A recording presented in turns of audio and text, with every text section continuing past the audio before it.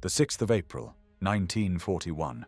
While hundreds of Luftwaffe fighters are dropping bombs on Belgrade to conquer Yugoslavia, Nazi Germany, under the codename Operation Marita, begins the simultaneous invasion of Greece. Hitler sees Greece as a potential threat to the southern flank of his planned attack on the Soviet Union and wants to secure crucial supply routes for German forces in the Balkans and southeastern Europe. The German 12th Army, commanded by Field Marshal Wilhelm List and supported by additional Italian and Bulgarian troops, conquers Greece in several weeks. Following the surrender, local partisans continue to fight against the Germans and their allies, who terrorize the local population and commit unspeakable crimes against civilians. After the occupation, German forces launch brutal reprisals against the civilian population in response to growing partisan resistance. On the 10th of June 1944, soldiers from the 4th SS Police Panzergrenadier Division descend on the village of Distomo in central Greece, killing 228 people. The victims include elderly men, women, children, and infants. The Nazis shoot villagers, rape and mutilate women, disembowel pregnant women, and slaughter young children with bayonets. This atrocity, one of the most notorious war crimes committed by the Nazis in occupied Greece, becomes known as the Distomo massacre.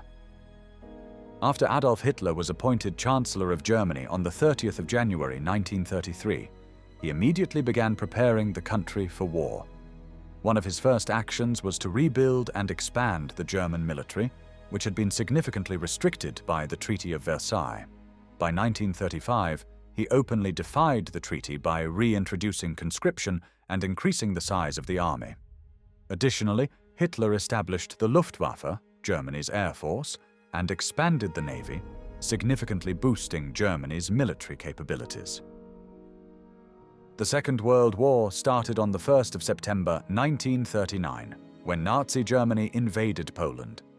The early stages of the war saw rapid German advances in Europe, with the fall of Poland, the invasion of France, and the evacuation of Allied forces from Dunkirk in 1940.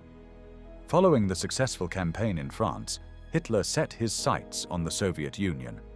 However, before he could launch Operation Barbarossa, which was the code name for the invasion of the Soviet Union, he needed to secure the southern flank to ensure crucial supply routes and prevent any interference.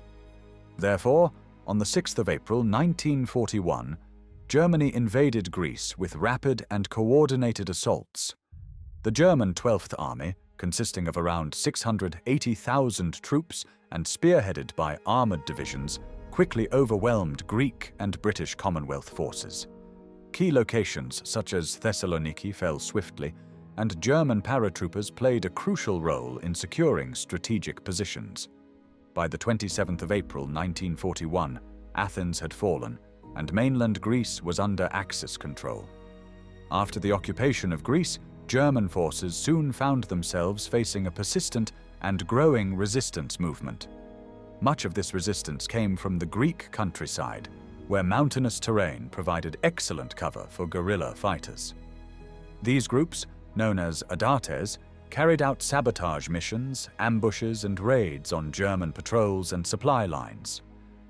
The most significant among them was the ELAS, the military arm of the National Liberation Front, which was politically dominated by the Communist Party of Greece. To the Nazis, this alignment with communism made the atrocities more than just local insurgents. They were portrayed in both the Wehrmacht, the German armed forces, and the SS as savages and criminals who committed all sorts of crimes and who needed to be hunted down without mercy. In response, the Germans adopted increasingly brutal methods to try to suppress the resistance. Army Group E, which was responsible for operations in the Balkans, faced immense logistical difficulties in Greece. The mountainous terrain limited movement, and there were only a handful of viable roads and railway lines connecting northern Greece to Athens and the southern Peloponnese. The atrocities worsened these challenges through the destruction of key infrastructure, such as the well-known sabotage of the Gorgopotamos viaduct in November 1942, where even the loss of a single bridge could severely disrupt German supply operations. Faced with these challenges, the German High Command concluded that conventional counterinsurgency operations were insufficient. General Alexander Löhr, the commander of Army Group E, began to implement a new strategy in late 1943 and early 1944. It involved large-scale retaliatory operations against the civilian population. Entire villages were labeled as partisan strongholds or collaborators and subjected to collective punishment. The idea was to discourage the local population from aiding the Adartes by making the cost of resistance unbearably high. One of the formations involved in these operations was the 4th SS Police Panzergrenadier Division. By 1944, this division had been transferred to Greece and came under the operational command of Army Group E. It was considered a second-tier unit of the Waffen-SS, the military branch of the SS. By this stage of the war, it was far from elite, as its ranks had been filled with replacements from outside the German Reich. Many of these new recruits were volksdeutsche, ethnic Germans from Hungary, Romania, and other Eastern European countries. The majority were teenagers, some as young as 14, ill-trained and eager to prove their loyalty to the German cause.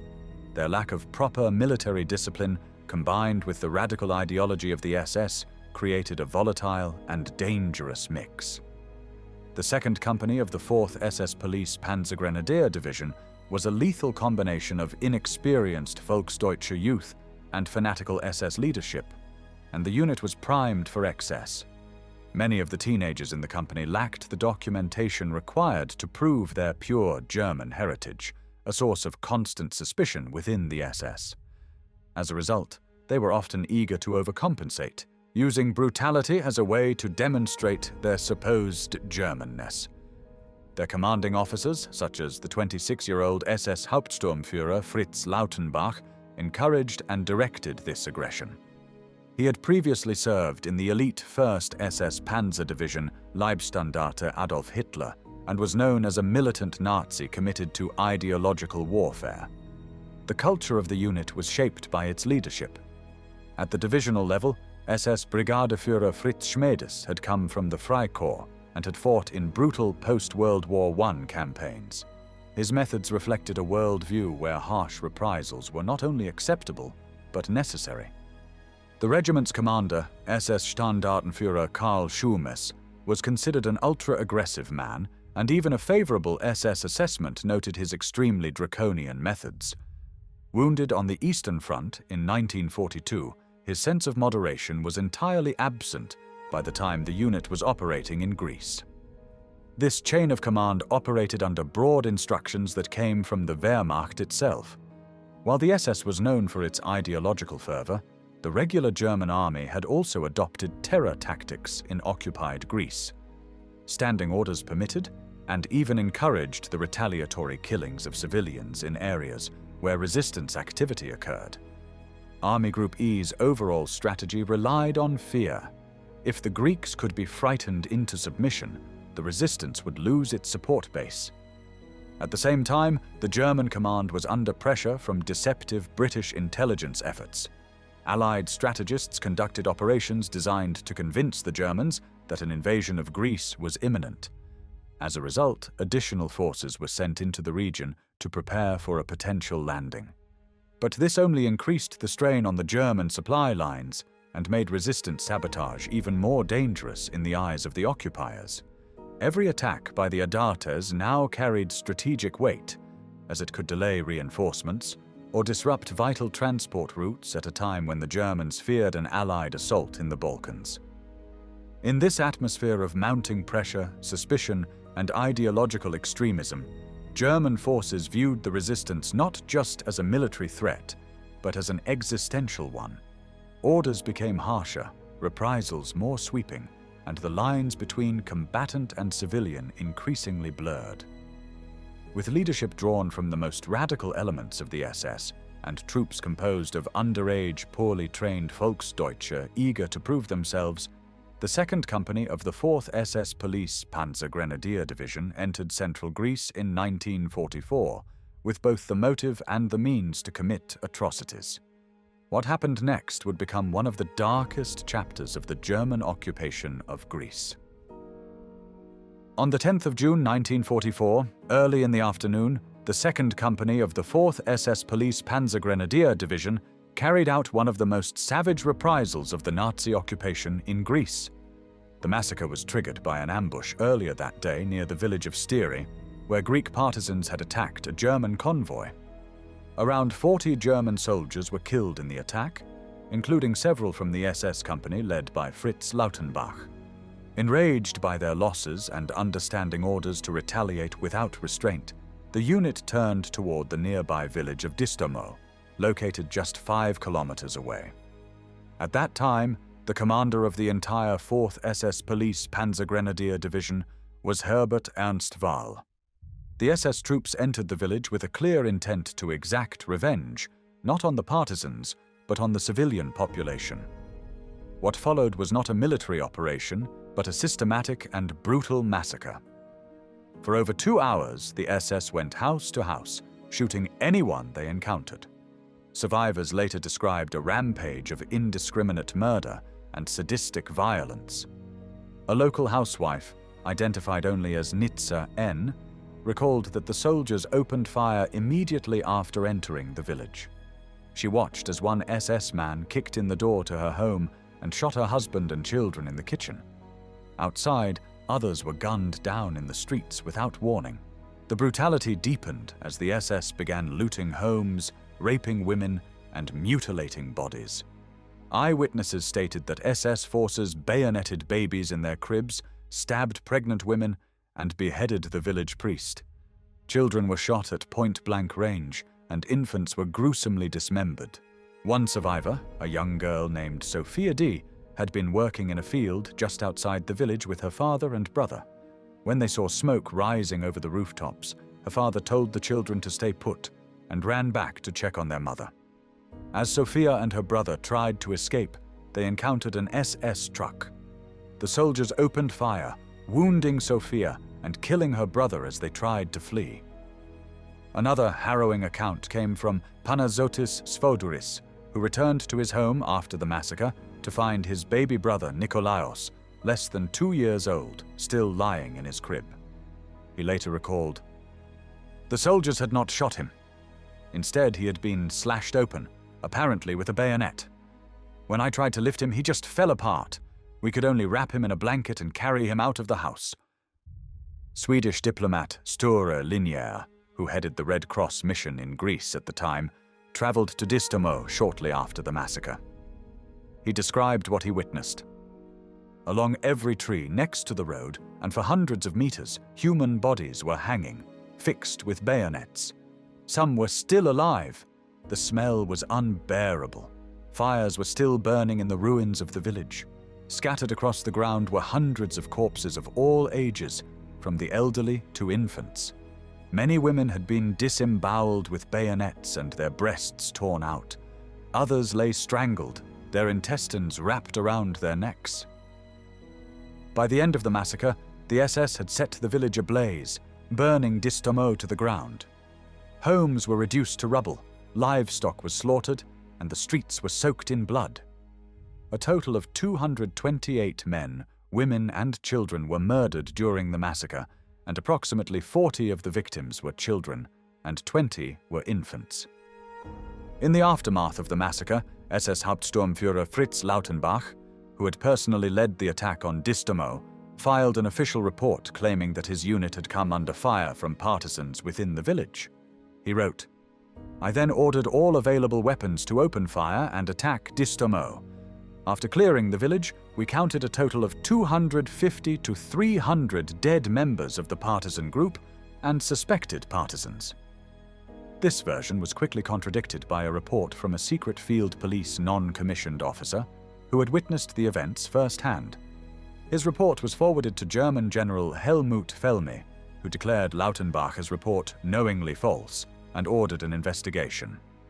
The Wehrmacht launched legal action against Lautenbach and his deputy, SS Untersturmführer Hans Zampel, for violating orders that only senior military leadership could authorize reprisals. However, both men were killed in combat just a few months later, and the case was dropped. Though many of those responsible for the Distomo massacre never faced trial, In some cases, justice, or even revenge, eventually caught up with the perpetrators. SS Standartenführer Karl Schurmes, whose regiment carried out the massacre, died just weeks later, on the 18th of August 1944, when his vehicle struck a mine. Herbert Ernst Wahl, who at the time commanded the entire 4th SS Police Panzergrenadier Division, was killed in a car accident on the 22nd of July 1944. In September of the same year, 3 months after the massacre, the division was transferred to Serbia and later ordered to monitor Soviet troop movements in Hungary. While it still had around 9,000 men in December 1944, the division soon suffered such heavy casualties that only 800 soldiers and 13 operational assault guns remained for defensive operations. With thousands dead, the 4th SS Police Panzergrenadier Division was withdrawn to Slovakia on the 31st of December 1944 and eventually retreated back to Germany, where its remnants continued fighting alongside the 1st Panzer Army. In October 1944, after years of harsh Nazi occupation, Greece was finally liberated. The German forces began their retreat in the fall as Allied troops and Greek resistance fighters advanced, culminating in the liberation of Athens by the end of October. The occupation had left Greece in ruins, with its infrastructure destroyed and economy crippled. During World War II, approximately 350,000 Greeks lost their lives, and over 60,000 Greek Jews were murdered in Nazi concentration camps.